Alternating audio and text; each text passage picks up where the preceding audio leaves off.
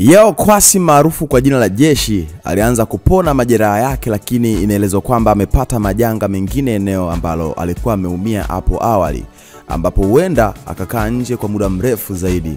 Yanga inasubiri ripoti ya madaktari wa klabu kufahamu mchezaji huyo atakuwa nje kwa muda gani, lakini nyuma yake kuna hesabu mpya zinapigwa na juu ya beki mmoja wa kazi kabisa kutoka klabu ya Tupuisa Mazembe ya nchini Kongo DRC. Endapo yao atashindwa kuwahi kurudi licha ya kuonekana anajaribu kuchezea mpira mazoezini, Yanga itamshusha beki Ibrahima Keita, raia wa Mauritania.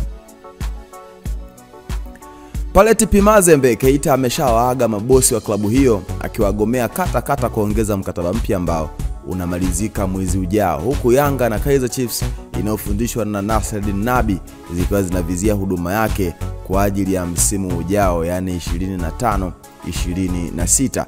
Mbali na Keita, pia nyota wengine waliopo kwenye rada za Yanga ni Josephat Arthur Bada. Huyu ni nyota kutoka katika klabu ya Singida Black Stars. Nyota mwingine anaitwa Koimizo Maiga. Huyu ni nyota kutoka klabu ya ASEC Mimosas ya nchini Ivory Coast. Huyu mwingine anaitwa Duan Steven Dua. Huyu ni nyota kutoka katika klabu ya Kengold ambayo tayari imekwisha kuaga michuano ya ligi kuu soka Tanzania bara. Hawa wameshuka daraja. Amaso Basogi, huyu ni nyota wa klabu ya Singida Black Stars na yuko kwenye rada za Yanga. Mwingine ni Jonathan Sowa. Huyu ni mshambuliaji nyota kabisa wa kikosi cha Singida Black Stars, yupo kwenye rada za klabu ya Yanga. Faisal Salum Fei Toto, nyota ambaye aliwahi kukitumikia kikosi cha Yanga akatimkia Azam, lakini pia kwa sasa yuko kwenye rada za klabu ya Yanga, wanataka kuweza kumrejesha kikosini. Nyota mwingine ni Henock Inonga Baka Varane. Huyu ni nyota ambaye ashawahi kuitumikia klabu ya Simba, lakini kwa sasa yuko pale katika klabu ya AS FAR Rabat ya Morocco, yupo pia kwenye rada za Yanga. Mwingine ni Mohamed Omar Al-Bajabel. Huyu ni nyota ambaye anakichafua katika klabu ya Kenyan Police huko nchini Kenya. Hao ndio nyota ambao wapo kwenye rada za kikosi cha Yanga. Sasa kama ambavyo unaelewa, Watanzania hawajawahi kukosa maoni, hususan wadau na mashabiki wa klabu ya Yanga, hata wasiokuwa wa Yanga. Linapokuja swala la kutoa maoni, wao wanatoa tu. Huyu anasema yote kwa yote, Yanga waambieni tunawataka tarehe 15. Mwingine anasema hawezi kuacha Kaizer Chiefs eti ajiunge na timu inayoongoza kwa madeni Afrika.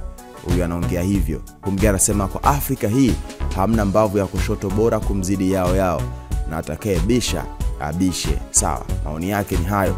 Mwingine anasema bonge moja la mchezaji Ibrahima Keita, yeye amemappreciate hivyo na kuweka emoji ya moto. Mwingine anasema wadaiwa sugu Yanga, nani akubali kujiunga nao?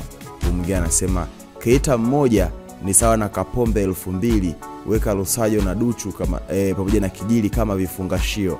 Sawa, huyu ndo ameongea hivyo. Nadhani hizi ni kebei tu. Mwingine anasema Kaizer Chiefs waache tamaa. Mwingine anasema usajili mbovu kabisa. Mwingine anasema unaweza kuwa mchezaji mzuri lakini majeraha yakakutibulia future yako. Yao ni mzuri lakini majeraha ni mchawi mkubwa kwake. Mwingine anasema hao si wanashuka daraja, anahoji hivyo. Kwa hiyo wanataka aje acheze championship, si ndio? Mwingine anasema wanasajili kwa ajili ya ligi daraja la kwanza, huko akiwa anacheka. Maoni mengine kwa kuongeza, huyu anasema hawezi kuacha Kaizer Chiefs eti ajiunge na timu inayoongoza kwa madeni ya Afrika. Huyu anazungumza hivyo. Yote kwa yote, Yanga waambieni tunawataka tarehe 15. Sawa. Okay.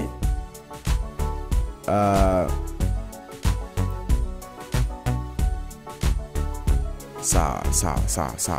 Hii ni Vyote Sports. Hayo ni baadhi ya maoni ya wadau na washabiki wa soka wakizungumza kile ambacho klabu ya Yanga imekifanya kuweza kutua pale TP Mazembe na kumtaka beki Ibrahima Keita ili aweze kwenda kuongeza nguvu kwenye kikosi cha Dar es Salaam Young Africans, kwa sababu Kwasi yao ni beki ambaye majeraha yanamsumbua na haonekani kama huenda atarudi dimbani siku za hivi karibuni. Maoni yako ni ya muhimu sana. Hebu ndosha comment yako hapo chini, itakuwa swadakta sana. Endelea kulike, kucomment na kushare kwa ndugu jamaa na marafiki, ili siku zote wasiweze kupitwa na taarifa zote muhimu ambazo zinakuwa zinatoka kwetu.